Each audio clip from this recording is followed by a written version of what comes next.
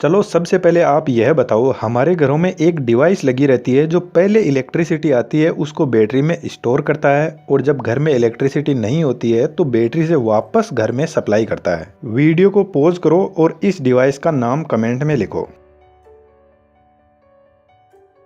I hope that कि इतनी देर में आपने लिख दिया होगा और नहीं लिखा तो दिमाग में तो सोच ही लिया होगा। किसी ने इस डिवाइस का नाम इन्वर्टर लिखा होगा तो किसी ने रेक्टिफायर लिखा होगा, लेकिन यह डिवाइस ना ही तो इन्वर्टर है और ना ही रेक्टिफायर है। इस डिवाइस का नाम है कन्वर्टर। जी हाँ, कन्वर्टर। आपको पता है हमारे घरों में एसी यानी अल्टरनेटिंग करंट आता है, उसको यह कन्वर्टर डीसी यानी डायरेक्ट करंट में कन्वर्ट करता है और बैटरी में स्टोर करता है। जब यह एसी को डीसी में कन्वर्ट करता है तो इसको बोलते हैं रेक्टिफायर। और जब घर में सप्लाई चली जाती है तो यह बैटरी की डीसी पावर को वापस एसी में कन्वर्ट करता है और इस टाइम इसको बोलते हैं इन्वर्टर। तो इन्वर्टर और रेक्टिफायर का जो एक कॉम्बिनेशन होता है उसको हम बोलते हैं कन्वर्टर, जो एसी टू डीसी और डीसी टू एसी कन्वर्ट करता है। चलो सबसे पहले यही देख लेते हैं कि यह कन्वर्टर एसी सप्लाई को डीसी में कैसे कन्वर्ट करता है। हमारे घर में जो एसी सप्लाई आती है उसकी वेवफॉर्म कुछ इस टाइप से होती है, जिसको sinusoidal in short sine wave बोलते हैं। और बैटरी में स्टोर होती है डीसी कुछ इस टाइप की, यानी हमें इस साइन वेव को डायरेक्ट करंट में बदलना है।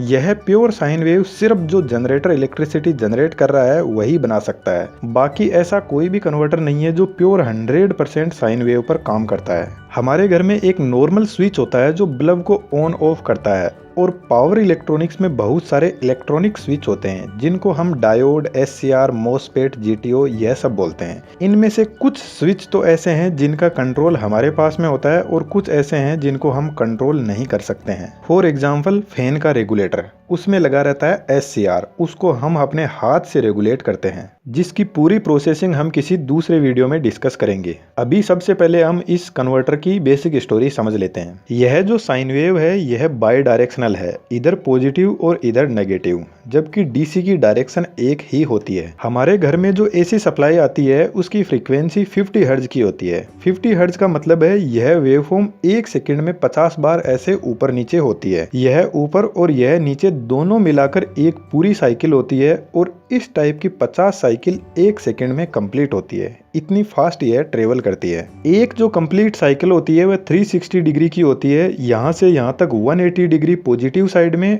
और 180 से 360 डिग्री नेगेटिव साइड में। अब मान लो जैसे हम सुपरमैन से भी फास्ट हो जाते हैं और हमारे जो घर वाला स्विच है उसको कुछ इस तरीके से ऑपरेट करते हैं कि जब यह साइन वेव इधर पॉजिटिव साइड में जाएगी तो स्विच ऑन कर देंगे और इस पॉइंट से जैसे ही नेगेटिव साइड में जाएगी तो स्विच ऑफ कर देंगे।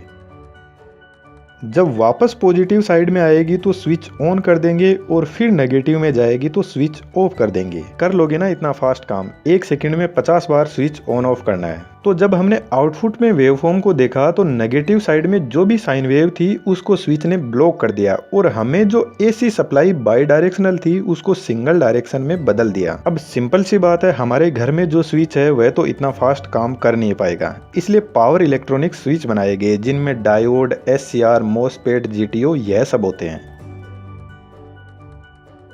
तो जो आउटपुट में अपने को वेवफॉर्म मिली है यह डायोड बनाता है। डायोड सिर्फ पॉजिटिव साइकिल को ही पास करता है, नेगेटिव साइकिल को ब्लॉक कर देता है और हमें आउटपुट में कुछ इस टाइप की वेवफॉर्म मिल जाती है। और इस टाइप का जो रेक्टिफायर होता है इसको बोलते हैं हाफ वेव रेक्टिफायर, क्योंकि हमें आधी ही वेवफॉर्म मिली है। और इसका जो पावर इलेक्ट्रॉनिक सर्किट होता है वह कुछ इस टाइप से बनता है। इधर से सप्लाई दी जाती है 220 वोल्ट एसी, यहाँ पर डायोड लगा हुआ है और आउटपुट में हमें कुछ इस टाइप की वेवफॉर्म मिल जाएगी इन दोनों पॉइंट पर। लेकिन हमें तो पूरी वेवफॉर्म चाहिए, इसके लिए 4 डायोड का सर्किट बनाते हैं कुछ इस टाइप का और इसे बोलते हैं फुल वेव रेक्टिफायर।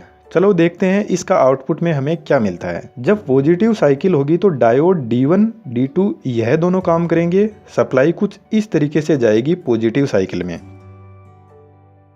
और यह दोनों आउटपुट में हमें इस टाइप की वेवफॉर्म देंगे। अब जब नेगेटिव साइकिल आएगी तो इन दोनों डायोड को नेगेटिव साइकिल में नेगेटिवली ऑन किया जाएगा और अब की बार सप्लाई जाएगी इधर D3 डायोड से होते हुए D4 डायोड से होते हुए अपना पाथ पूरा करेगी और हमें आउटपुट में फिर से वेवफॉर्म मिल जाएगी कुछ इस टाइप की। यानी पॉजिटिव साइकिल में डायोड D1, D2 काम करेंगे और नेगेटिव साइकिल में D3, D4 और हमें जो बाई डायरेक्शनल एसी सप्लाई थी वह सिंगल डायरेक्शन में मिल गई है।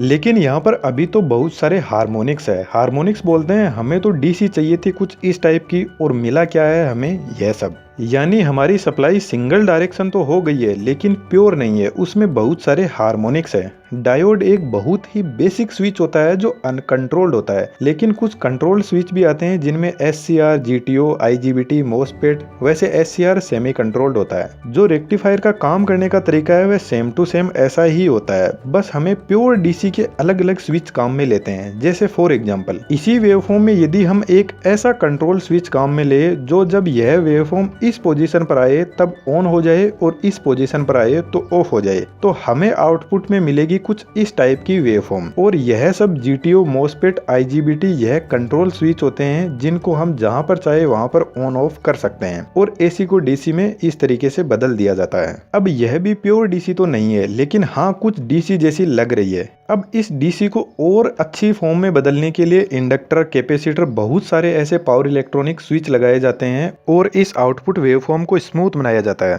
और एक्चुअल में हमें प्योर DC मिलती नहीं है, जैसी भी हमें वेवफॉर्म मिलती है उसको बैटरी में स्टोर कर लिया जाता है, लेकिन बैटरी एकदम प्योर फॉर्म में DC को स्टोर करती है। वैसे इलेक्ट्रिकल इंजीनियरिंग में यह रेक्टिफायर और इन्वर्टर बहुत ही कॉम्प्लेक्स टॉपिक है। बहुत ज्यादा डिटेल में मैं आपको नहीं समझा सकता, क्योंकि ना ही तो आपके कुछ काम आएगा और ना ही आपको कुछ समझ आएगा। लेकिन AC टू DC में कन्वर्ट करने की जो प्रोसेस है वह ठीक ऐसी ही है जो मैंने आपको ऊपर बताई है। अब आता है इन्वर्टर, और उसको अपन वीडियो के पार्ट 2 में डिस्कस करेंगे, क्योंकि मुझे पता है बहुत से लोग पक्का कंफ्यूज हो गए होंगे। यदि आपको कोई डाउट है तो कमेंट बॉक्स में लिख सकते हो, वीडियो के पार्ट 2 में आपके डाउट और इन्वर्टर को साथ में ही डिस्कस कर लेंगे। Thank you.